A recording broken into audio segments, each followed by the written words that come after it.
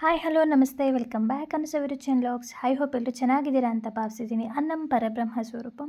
ನಾನು ಸಿಂಪಲ್ಲಾಗಿ ಈಸಿಯಾಗಿ ಕ್ವಿಕ್ಕಾಗಿ ಮಾಡೋ ಅಂಥ ಕ್ಯಾರೆಟ್ ಹಲ್ವನ ಮಾಡಿ ತೋರಿಸ್ತಾ ಇದ್ದೀನಿ. ಬನ್ನಿ ಯಾವ ರೀತಿ ಮಾಡೋದು ಅಂತ ನೋಡೋಣ. ಮೊದಲಿಗೆ ನಾನಿಲ್ಲಿ ಒಂದು ಕುಕ್ಕರ್ಗೆ ಒಂದು 4 ಲೋಟದಷ್ಟು ನೀರು ಹಾಕಿ ಹಾಗೆ ಒಂದು ಸ್ಟ್ಯಾಂಡನ್ನು ಇಟ್ಕೊತಾ ಇದ್ದೀನಿ. ನೋಡಿ, ಕ್ಯಾರೆಟನ್ನು ವಾಶ್ ಮಾಡಿ ಎರೆದು ತುರಿದು ಇಟ್ಕೊಂಡಿದ್ದೀನಿ. ಸುಮಾರು 3/4 kg ಕ್ಯಾರೆಟನ್ನು ತುರ್ಕೊಂಡಿದ್ದೀನಿ ನಾನು. ಇವಾಗ ಒಂದು ಪಾತ್ರೆಗೆ ತುರಿದಿರೋ ಅಂಥ ಕ್ಯಾರೆಟನ್ನು ಹಾಕಿಬಿಟ್ಟು ಒಂದು ಪ್ಲೇಟನ್ನು ಮುಚ್ಚಿ ಕುಕ್ಕರ್ ಲಿಡ್ಡನ್ನು ಕ್ಲೋಸ್ ಮಾಡ್ಕೊತಾ ಇದ್ದೀನಿ. ಒಂದು 5ರಿಂದ 6 ವಿಷಲ್ ತೊಗೋಬೇಕು. ಕ್ಯಾರೆಟಿಗೆ ಯಾವುದೇ ನೀರೆಲ್ಲ ಬೇಡ, ಹಬೆಯಲ್ಲೇ ಬೇಯ್ಕೋಬೇಕದು. ನೋಡಿ ಈ ರೀತಿ ಎಷ್ಟು ಸಾಫ್ಟ್ ಆಗುತ್ತೆ ಅಂದರೆ ಕ್ಯಾರೆಟ್ ಹಲ್ವ ತುಂಬ ಈಸಿಯಾಗಿ ಬೇಗ ಮಾಡ್ಕೋಬೋದು. ಈ ರೀತಿ ಮಾಡ್ಕೊಳ್ಳೋದ್ರಿಂದ ತುಂಬ ಹೊತ್ತು ನಾವು ಹುರ್ಕೊಳ್ಳೋ ಅಂಥ ನೆಸೆಸಿಟಿ ಇರೋದಿಲ್ಲ. ಇವಾಗ ನಾನು ಒಂದು ಪ್ಯಾನನ್ನು ತೊಗೊಂಡಿದ್ದೀನಿ. ಅದಕ್ಕೆ 4ರಿಂದ 5 ಸ್ಪೂನಷ್ಟು ತುಪ್ಪನ ಹಾಕ್ಕೋತಾ ಇದ್ದೀನಿ.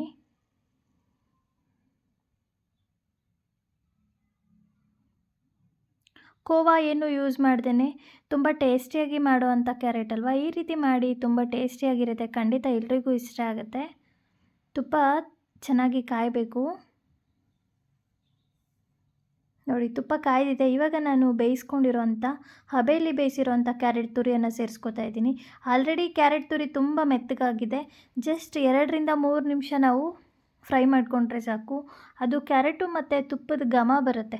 ಆ ಘಮ ಬರೋವರೆಗೂ ನಾವು ರೋಸ್ಟ್ ಮಾಡಿಕೊಂಡ್ರೆ ಸಾಕು. ತುಂಬ ಟೇಸ್ಟಿಯಾಗುತ್ತೆ ಕ್ಯಾರೆಟ್ ಹಲ್ವ.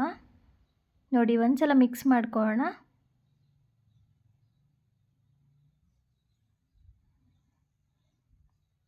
ಯಾರೆಲ್ಲ ನನ್ನ ಚಾನಲ್ ಸಬ್ಸ್ಕ್ರೈಬ್ ಮಾಡದೆ ನೋಡ್ತಾ ಇದ್ದೀರಾ, ಸಬ್ಸ್ಕ್ರೈಬ್ ಮಾಡ್ಕೊಂಡು ನೋಡಿ. ಹಾಗೆ ಪಕ್ಕದಲ್ಲಿರೋ ಬೆಲ್ ಐಕನ್ ಕ್ಲಿಕ್ ಮಾಡಿ ನನ್ನ ಎಲ್ಲ ವಿಡಿಯೋ ನೋಟಿಫಿಕೇಷನ್ ಕೂಡ ನೀವು ಪಡಿಬೋದು.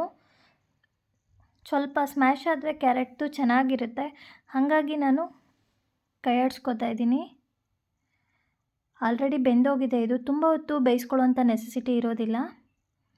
ಸ್ವಲ್ಪ ಘಮ ಬರೋವರೆಗೂ ನಾವು ರೋಸ್ಟ್ ಮಾಡಿಕೊಂಡ್ರೆ ಸಾಕಾಗುತ್ತೆ. ಕೋವನೇ ಯೂಸ್ ಮಾಡಿಕೊಂಡು ಕ್ಯಾರೆಟ್ ಹಲ್ವ ಮಾಡಿದ್ರೆ ಚೆನ್ನಾಗಿರುತ್ತೆ ಅನ್ನೋದು ತಪ್ಪು ಕಲ್ಪನೆ ಅಂತಲೇ ಹೇಳ್ಬೋದು. ಕೋವಾ ಇಲ್ಲದೇ ಇದ್ದರೂ ಕೂಡ ಕ್ಯಾರೆಟ್ ಹಲ್ವ ತುಂಬ ಟೇಸ್ಟಿಯಾಗಿ ಬರುತ್ತೆ ಈ ರೀತಿ ಮಾಡೋದ್ರಿಂದ. ನೋಡಿ, ಇದು ರೆಡಿಯಾಗಿದೆ. ಇವಾಗ ನಾನು ಹಾಲನ್ನು ಹಾಕ್ತಾಯಿದ್ದೀನಿ. ಸುಮಾರು 1.5 ಗ್ಲಾಸಷ್ಟು ಹಾಲನ್ನು ಹಾಕ್ತಾಯಿದ್ದೀನಿ.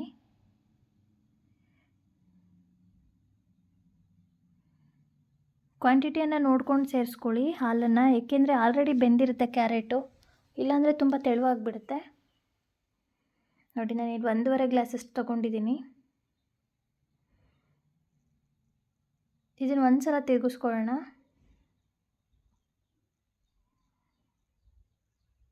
ಇದು ಹಾಲು ಜೊತೆ ಸ್ವಲ್ಪ ಹೊಂದ್ಕೋಬೇಕು. ಒಂದು 2ರಿಂದ 3 ನಿಮಿಷ ಫ್ರೈ ಮಾಡ್ಕೊಳ್ಳೋಣ ಹಾಲಲ್ಲಿ. ಸಾಫ್ಟ್ ಆಗುತ್ತೆ ಇದು. ನೋಡಿ, ಕಲರ್ ಕೂಡ ತುಂಬ ಚೆನ್ನಾಗಿ ಬರುತ್ತೆ. ಈ ರೀತಿ ಕುದಿ ಬರೋವರೆಗೂ ನಾವು ಕುದಿಸ್ಕೋಬೇಕು.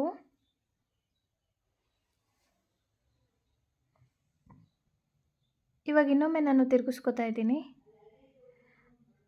ಹಾಗೆ 1.5 ಗ್ಲಾಸಷ್ಟು ಸಕ್ಕರೆಯನ್ನು ಆ್ಯಡ್ ಮಾಡ್ಕೊಂಡಿದ್ದೀನಿ. ಮತ್ತು 1 ಸ್ಪೂನಷ್ಟು ಏಲಕ್ಕಿ ಪುಡಿಯನ್ನು ಹಾಕ್ಕೊಂಡಿದ್ದೀನಿ. ಅದು ವಿಡಿಯೋ ಸ್ಕಿಪ್ ಆಗಿದೆ.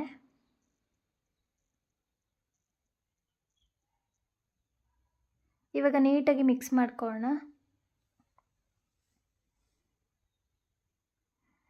ಹಾಗೆಯೇ ನೀವು ಸ್ವೀಟ್ ಕರೆಕ್ಟ್ ಇದೆಯಾ ಅಂತ ಟೇಸ್ಟ್ ಕೂಡ ನೋಡ್ಕೊಳ್ಳಿ. ಕೈಗೆ ಸ್ವಲ್ಪ ಅಂಟೋ ರೀತಿ ಆದರೆ ಸಾಕು, ಹಲ್ವ ರೆಡಿಯಾಗಿರುತ್ತೆ. ಮತ್ತು ನಾನು ಇನ್ನೊಂದು 2 ಸ್ಪೂನಷ್ಟು ಸಕ್ಕರೆಯನ್ನು ಹಾಕ್ಕೋತಾ ಇದ್ದೀನಿ.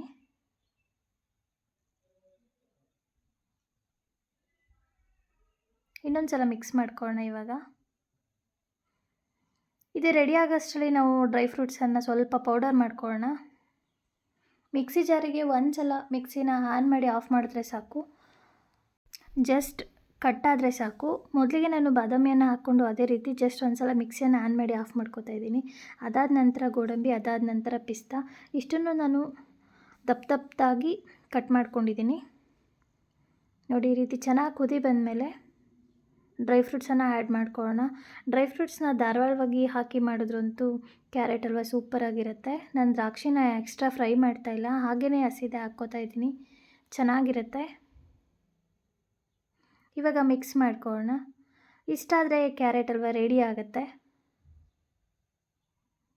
ತುಂಬ ಟೇಸ್ಟಿಯಾಗಿರುತ್ತೆ. ಈಸಿಯಾಗಿ ಕ್ವಿಕ್ಕಾಗಿ ಮಾಡ್ಕೋಬೋದು. ತುಂಬ ಹೊತ್ತು ಟೈಮ್ ಕೂಡ ತೊಗೊಳ್ಳೋದಿಲ್ಲ, ಗ್ಯಾಸ್ ಕೂಡ ವೇಸ್ಟ್ ಆಗೋದಿಲ್ಲ. ಸ್ಟೀಮಲ್ಲಿ ಮಾಡ್ಕೊಳ್ಳೋದ್ರಿಂದ ಈಸಿಯಾಗಿ ಬೇಗ ಆಗುತ್ತೆ.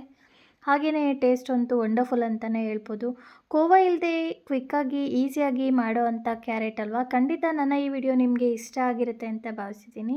ನನ್ನ ಈ ವಿಡಿಯೋ ಇಷ್ಟ ಆದಲ್ಲಿ ಫ್ಯಾಮಿಲಿ, ಫ್ರೆಂಡ್ಸ್, ರಿಲೇಟಿವ್ಗೆ ಶೇರ್ ಮಾಡಿ.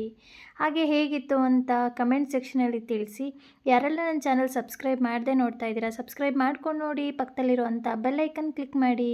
ನನ್ನ ಎಲ್ಲ ವಿಡಿಯೋ ನೋಟಿಫಿಕೇಷನ್ ಕೂಡ ನೀವು ಪಡಿಬೋದು.